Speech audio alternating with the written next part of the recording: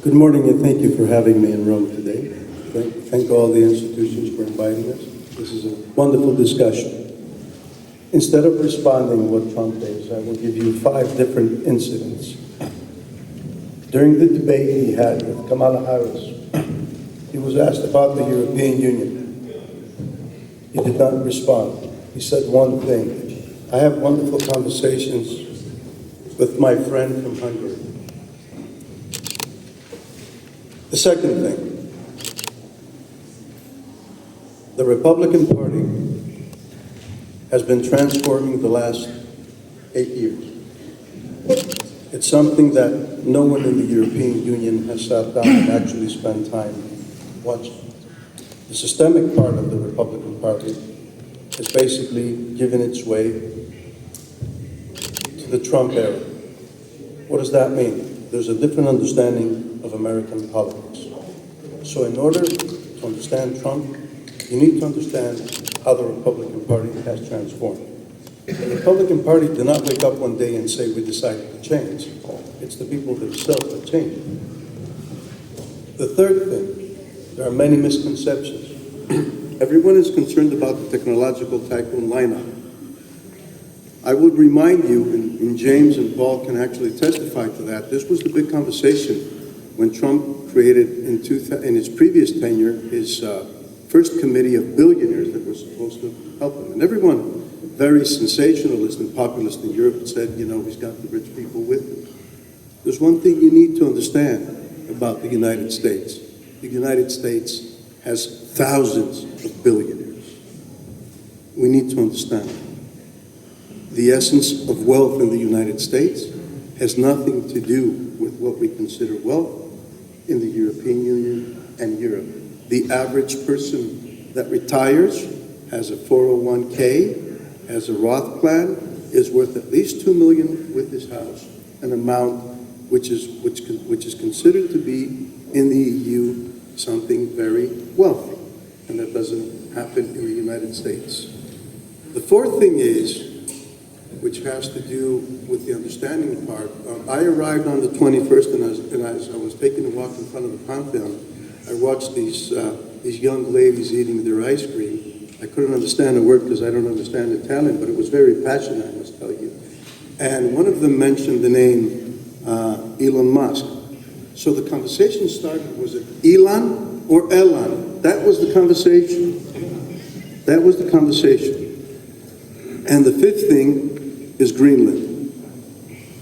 Watch how the European Union and everyone in the EU is responding to the matters of Greenland. Let me start from the final thing. The media established by what is considered the EU and European deep state has decided to determine what Trump is before they even listen and pay attention. Let me give you a small example. Let's talk about Greenland. Everyone knows that Greenland has withdrawn from the EU since '87. Everyone knows Greenland is poor, and everyone knows Greenland is corrupt. So let's make an assumption. Let's assume that any of you in this room is the prime minister or the head of Greenland or the president, I don't know what it exactly is, and you get invited to the White House. And you are asked to launch a referendum asking the people of Greenland if they want to join the United States, making clear that the moment they join, they become American citizens. Can you please tell me what the percentage of that referendum will be? You don't need a war.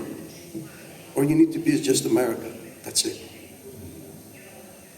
Let's go to the thing when I spoke about ladies. It's a social media president. He understands social media like there's no tomorrow. Why? First of all, he's very media savvy. And number two, the only way of bypassing the current establishment media, both in the United States and the EU, was to develop your own channel of communication. This is why the first name of Musk was more important than the policies itself. It's very simple. The third thing you must understand when he mentioned about the EU, James touched upon it, and that was bilateral relations versus the EU. Nothing will get disrupted with the channels of communication with the foundations of the EU. But a man who came out and said that, you know what, I have a problem with the FBI, I have a problem with the Attorney General's office, I have a problem with the Department of Justice, and I'm going to send American troops to the border with Mexico. Basically, I want to reassess the existing deep state of my own. Of course he's not going to recognize to that extent what is considered the second layer of the deep state of the EU. It's very simple. What Trump Republicans will tell you from the first tenure, and this is what you need to understand in terms of what you call bilateral relationships, in Washington these days, they would say, back then, we still had no one from the institutions that we can have a serious conversations with, but at least we had Merkel. We didn't understand her, we didn't like her, but we had Merkel to speak. So at the end of the day, Europeans need to study Trump. They need to understand why he thinks the way he does. It's not going to be the case where they're going to beg him to tell them how they need to address their problems with him, and then them being able to say, well, we're not going to do that. Thank you, speakers. To take over from Senator's comments on the matter of speed.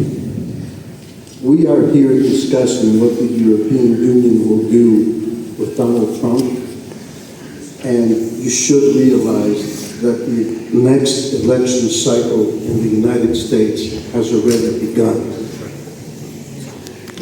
There's no space for going with the speed of which the ECOFIN meets every 6 months. You cannot carry on with the thinkings of Maastricht. You need to realize Maastricht is the elephant in the room and it's not working. And Trump's not going to do anything about Maastricht, but it needs to remind you what's wrong. You need to realize that at this point, as things will be changing in the United States, overregulation is not something that actually helps in that direction, simply because the European Union avoided going into a common fiscal policy. Overregulation is not the option.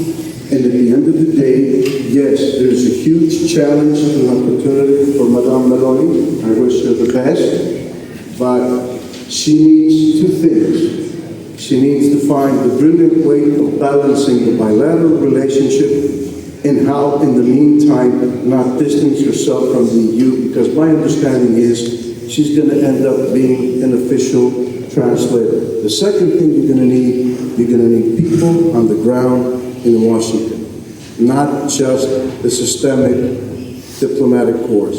Washington plays differently. Thank you very much. Thank you, speakers.